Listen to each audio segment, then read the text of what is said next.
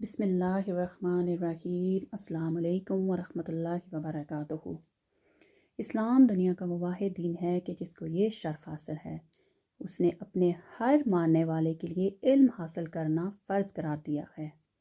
جیسا کہ آپ جانتے ہیں کہ ماہ رمضان کا بابرکت مہینہ چل رہا ہے، اور امید ہے کہ آپ سب اس ماہ رمضان کی خوب برکتیں سمیٹ رہے ہوں گے۔ تو پیاری بہنوں اور بھائیوں، کیوں نہ ہم اس ماہ رمضان میں اپنے علم میں اضافہ کریں اور اپنے پیارے دین کو سیکھیں۔ ہمارے پیارے آقا محمد مصطفیٰ صلی اللہ علیہ وآلہ وسلم نے فرمایا کہ جب آدمی وضو کرتا ہے اور ہاتھ دھونے سے ہاتھوں کے اور چہرہ دھونے سے چہرے کے اور سر کا مسح کرنے سے سر کے اور پاؤں دھونے سے پاؤں کے گناہ جڑ جاتے ہیں۔ سبحان اللہ۔ تو آئیے آج ہم وضو کا جو صحیح طریقہ ہے اس کو سیکھتے ہیں۔ کعبۃ اللہ شریف کی طرف منہ کر کے اونچی جگہ بیٹھنا مستحب ہے۔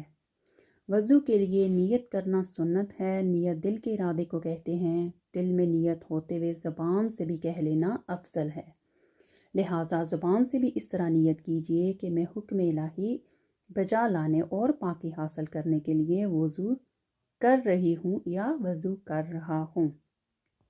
بسم اللہ کہہ لیجئے، کیونکہ یہ بھی سنت ہے، بلکہ بسم اللہ والحمدللہ کہہ لیجئے کہ جب تک باوضو رہیں گے فرشتے نیکیاں لکھتے رہیں گے۔ سبحان اللہ۔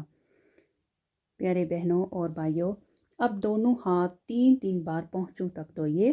دونوں ہاتھوں کی انگلیوں کا ہلال بھی کیجئے۔ کم از کم تین بار دائیں بائیں اوپر نیچے کے دانتوں میں مسواک کیجئے اور ہر بار مسواک کو دھو لیجئے۔ امام محمد غزالی علیہ رحمۃ اللہ فرماتے ہیں، مسواک کرتے وقت نماز میں قرآن مجید کی قرات اور ذکر اللہ عز و جل کے لیے منہ پاک کرنے کی نیت کرنی چاہیے۔ اب سیدھے ہاتھ کے 3 چلو پانی سے اس طرح 3 کلیاں کیجئے کہ ہر بار منہ میں پانی بہہ جائے، اور اگر روزہ نہ ہو تو گرگرہ بھی کر لیجئے۔ پھر سیدھے ہی ہاتھ کے 3 چلو سے 3 بار ناک میں نرم گوشت تک پانی چڑھائیے، اور اگر روزہ نہ ہو تو ناک کی جڑ تک بھی پانی پہنچائیے۔ اب الٹے ہاتھ سے ناک صاف کر لیجئے اور چھوٹی انگلی ناک کے سوراخوں میں ڈالیے۔ 3 بار سارا چہرہ اس طرح دھوئیے کہ جہاں سے آدن سر کے بال اگنا شروع ہوتے ہیں وہاں سے لے کر ٹھوڑی کے نیچے تک، اور ایک کان کی لو سے دوسرے کان کی لو تک ہر جگہ پانی بہہ جائے۔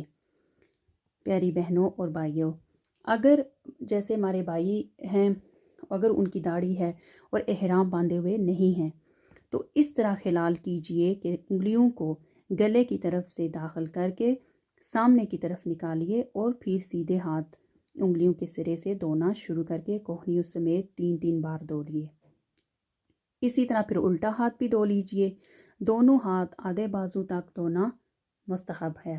اکثر لوگ چلو میں پانی لے کر پونچے سے 3 بار چھوڑ دیتے ہیں کہ کوہنی تک بہتا پانی چلا جاتا ہے۔ اس طرح کرنے سے کوہنی اور کلائی کی کروٹوں پر پانی نہ پہنچنے کا اندیشہ ہوتا ہے، تو لہٰذا اپنے اس بیان کردہ طریقے سے ہاتھ دھوئیے۔ اب چلو بھر کر کوہنی تک پانی بہانے کی حاجت نہیں، بلکہ یہ ایک پانی کا اسراف ہے۔ اب سر کا مسح اس طرح کیجئے کہ دونوں انگوٹھوں اور کلمے کی انگلیوں کو چھوڑ کر دونوں ہاتھ کی 3 انگلیوں کے سرے ایک دوسرے سے ملا لیجئے، اور پیشانی کے بال یا کھال پر رکھ کر کھینچتے ہوئے گدی تک اس طرح لے جائیے کہ انگلیاں سر سے جدا رہیں۔ پھر گدی سے ہتھیلیاں کھینچتے ہوئے پیشانی تک واپس لے آئیے۔ کلمے کی انگلیاں اور انگوٹھے اس دوران سر پر بالکل ٹچ نہیں ہونے چاہیے۔ پھر کلمے کی انگلیوں سے کانوں کی اندرونی سطح کا اور انگوٹھوں سے کانوں کی باہری سطح کا مسح کیجیے۔ اسی طرح چھوٹی انگلیاں کانوں کے سوراخوں میں داخل کیجیے اور انگلیوں کی پشت سے گردن کے پچھلے حصے کا مسح کیجیے۔ بعض لوگ گلے کا اور دھلے ہوئے ہاتھوں کی کوہنیوں اور کلائیوں کا مسح کرتے ہیں، یہ سنت نہیں ہے۔ سر کا مسح کرنے سے قبل نل کو اچھی طرح سے بند کرنے کی بھی عادت بنا لیجئے۔ پیاری بہنوں اور بھائیوں، پانی کا اس طرح جب ہم نل کھلا چھوڑ دیتے ہیں تو پانی کافی زیادہ ضائع ہو جاتا ہے۔ اب اپنے پاؤں دھو لیجئے، پہلے سیدھا پھر الٹا پاؤں، ہر بار انگلیوں سے شروع کر کے ٹخنوں کے اوپر تک، بلکہ مستحب ہے کہ آدھی پنڈلی تک 3 بار دھو لیجئے۔ دونوں پاؤں کی انگلیوں کا خلال کرنا سنت ہے۔ اس کا مستحب طریقہ یہ ہے کہ الٹے ہاتھ کی چنگلی جو چھوٹی انگلی ہوتی ہے اسے سیدھے پاؤں کی چھوٹی انگلی کا خلال شروع کر کے انگوٹھے پر ختم کیجئے، اور الٹے ہی ہاتھ کی چھوٹی انگلی سے الٹے پاؤں کے انگوٹھے سے شروع کر کے چھوٹی انگلی پر ختم کر لیجئے۔ امام محمد غزالی علیہ رحمۃ اللہ فرماتے ہیں کہ ہر وضو دھوتے وقت یہ امید کرتے رہیں کہ میرے اس عضو کے گناہ نکل رہے ہیں۔ سبحان اللہ۔ وضو کے بعد آپ درود پاک پڑھ سکتے ہیں، آپ سورہ قدر پڑھ لیجئے، آیت الکرسی پڑھ لیجئے، تو انشاءاللہ عز و جل اور بھی زیادہ آپ کو ثواب ملے گا۔ حدیث پاک میں بھی آتا ہے کہ جس نے اچھی طرح وضو کیا اور کلمہ شہادت پڑھا اس کے لیے جنت کے 8 دروازے کھول دیے جاتے ہیں کہ جس سے چاہے وہ اندر داخل ہو جائے۔ سبحان اللہ۔ پیارے بہنوں اور بھائیوں، وضو کرنے کا کتنا پیارا طریقہ ہے، اور وضو صحیح طریقے سے کرنے سے کتنی پیاری فضیلتیں ہیں کہ وضو کرنے سے اتنا زیادہ ثواب ملتا ہے۔ جب ہم اچھے طریقے سے وضو کریں گے تو انشاءاللہ عز و جل ہمیں اس کا ثواب بھی حاصل ہوگا۔